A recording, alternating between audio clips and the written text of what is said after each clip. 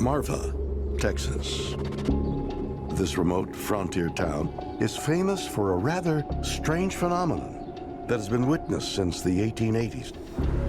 The spectacle is so well known, the town constructed a viewing station for the thousands of onlookers who, every year, hope to catch sight of the Marfa Lights.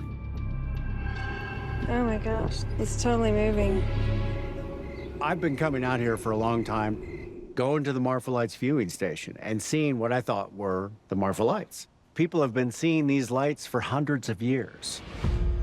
They mostly appear at night and mostly in an area called the Mitchell Flat, which is between Alpine and Marfa.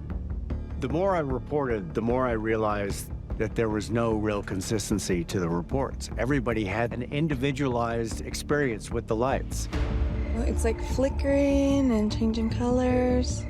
I talked to people who said they have different colors, they hover, sometimes they shut off, sometimes they came back. There were different velocities. A lot of people say how playful they are. It's like they're having a spiritual experience with these mystery lights. While some eyewitnesses claim to feel a transcendent experience witnessing the Marfa Lights, others have found them to be rather unsettling. Belle Pena Lancaster was just 13 years old when she and a bus full of her classmates got an up-close look at the mysterious anomaly. I remember sitting in the bus, and that's when we saw them for the first time. They were out there in the field, and they came closer and closer and closer to the bus, just kind of playing with each other. The whole bus lit up with the lights. It was like blue, green, like a soft yellow light, but we could see they weren't spherical, they were two-dimensional. They were about the size of a big platter, so they're flat. And then went back quickly to the end of the field. Some of the girls were really upset and crying. And that's when our coach was just told the bus driver, we gotta go, we gotta go. You got two heading this way. When I grew up here, we all had our own idea what the lights were. They are very intelligent. I'll tell you how we communicated with them. So whenever those lights appeared, we would take a laser and hit that light, green, blue, whatever. And they answered back. But whatever color you hit it with, it turned that color, and it grew every single time. Now that is light that did that.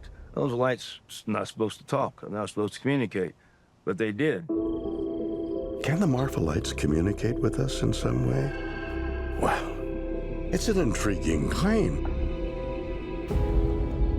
And one that's made even more compelling when you consider what happened to military personnel who were stationed here during World War II. The Marfa Army Airfield was the largest training bomber base in World War II. During the training progress, whenever those bombers took off, the lights would come out of the ground and either fly with the plane or fly in the plane.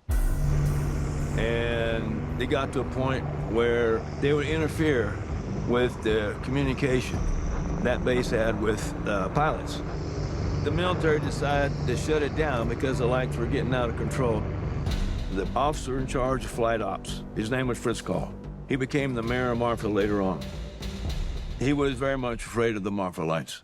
He said, stay away from them. They're not of this world. Since the first time anyone ever saw the Marfa Lights, they've come up with theories to explain them. There is gas rising up from the volcanic floor of the Mitchell Flat. That might have something to do with it. There's this theory called Fata Morgana, which is what happens when you see a ship out on the horizon and it seems to be floating in the air. So maybe the lights are just a mirage. A lot of folks out here think that the Marfa Lights are connected to UFOs and aliens. But the biggest theory is headlights on the highway from Presidio, Texas. Of course, there were no car headlights back in the 19th century, but that is the #1 theory. The first recorded sighting of these lights is 1883 by a 16-year-old cowboy named Robert Ellison. He was driving cattle with some other cowboys. And he told his family about seeing these weird lights in the sky. There is no documentation to these early accounts. What there are oral stories, oral history, but that doesn't mean that they're not true.